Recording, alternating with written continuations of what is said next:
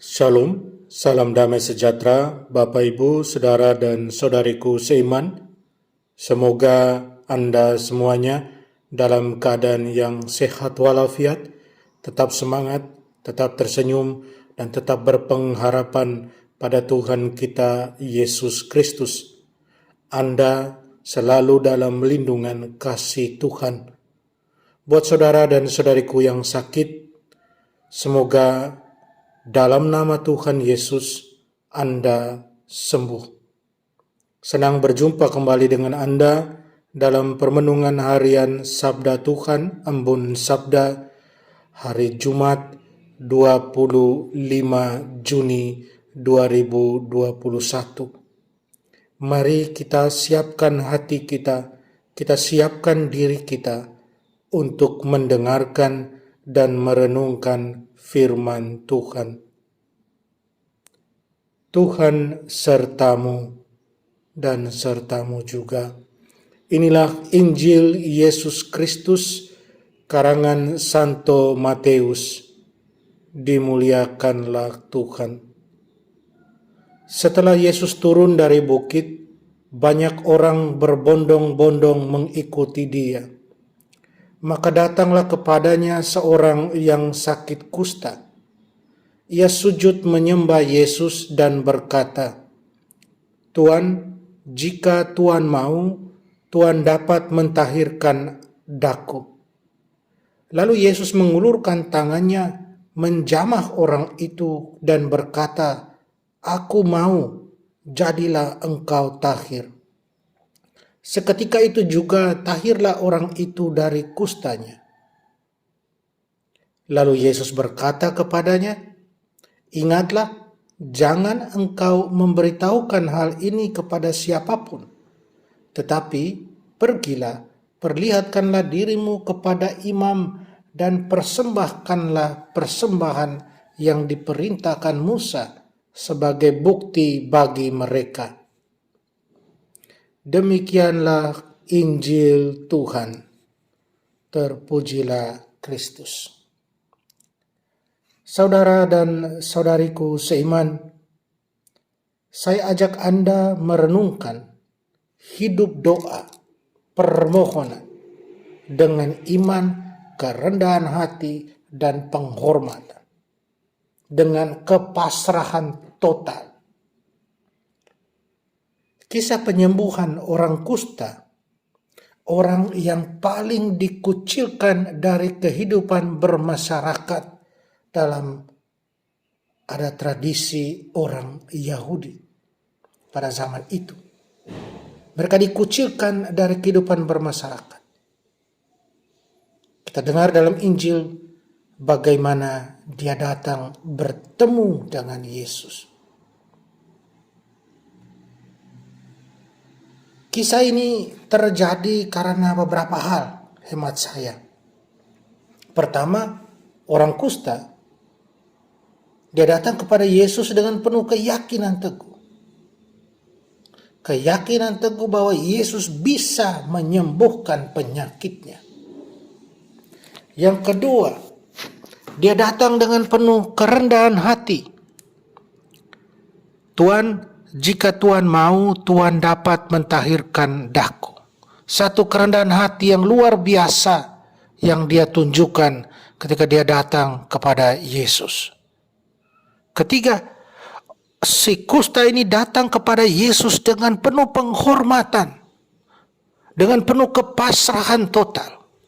Dia bersujud di hadapan Yesus seraya memohon untuk disembuhkan.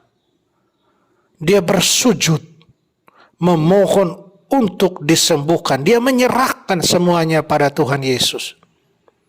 Keempat, atas dasar sikap-sikapnya itu, Yesus berbelas kasih kepadanya. Yesus jatuh kasihan kepadanya.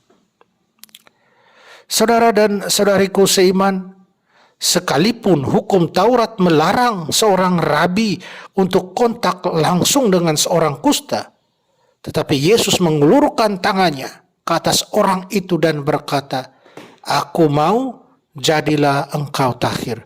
Luar biasa Tuhan Yesus. Dia menyentuh orang itu. si kusta.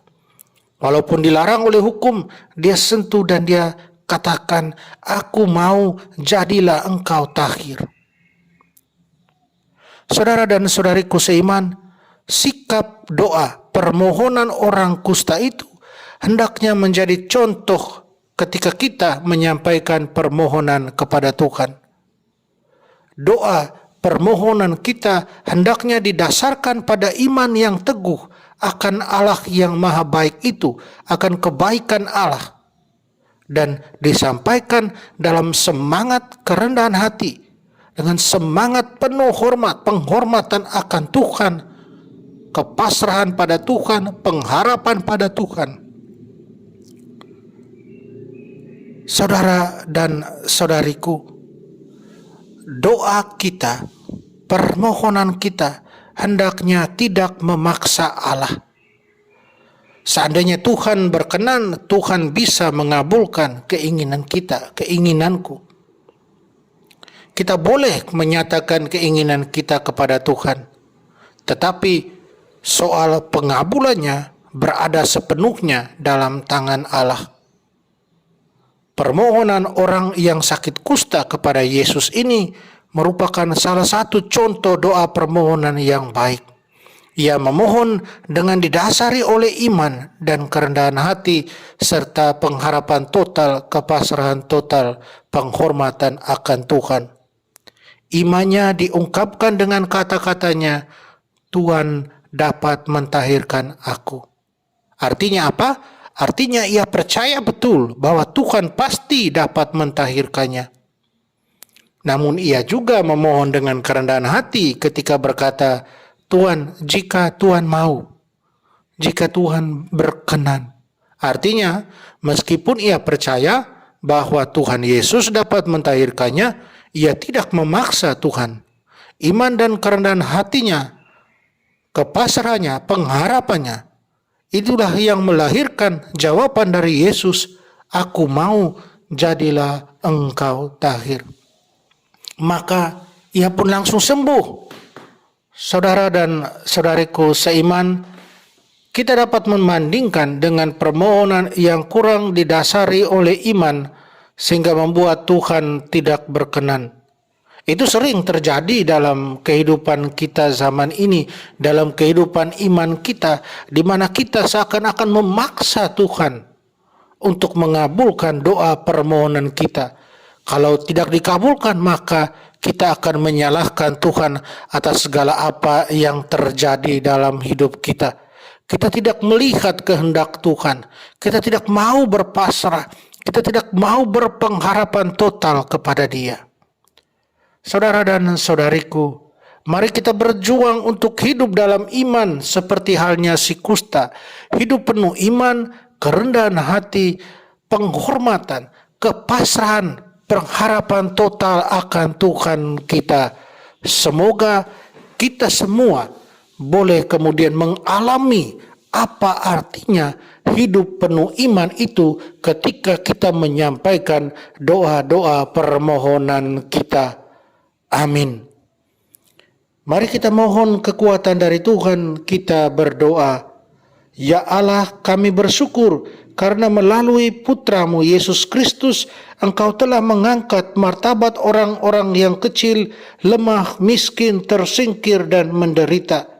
Semoga teladan hidupnya menggerakkan kami untuk melakukan hal yang sama, sehingga karya penyelamatanmu sungguh menjadi nyata dalam diri kami.